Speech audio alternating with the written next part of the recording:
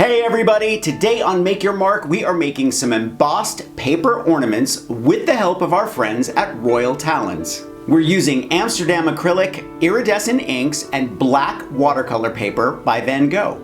And this is definitely a family project, so pull out all the supplies and make a night of it. Are you ready? Let's make some ornaments.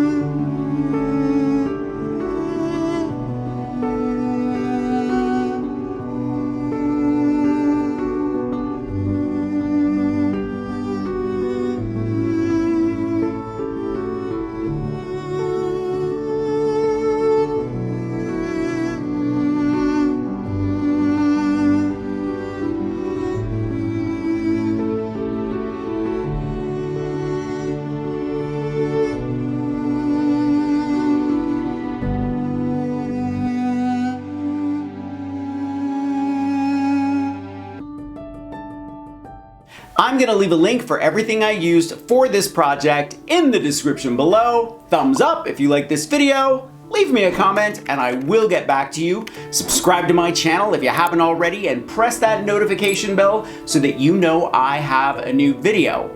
Make sure to follow me on Instagram at Mark Montano.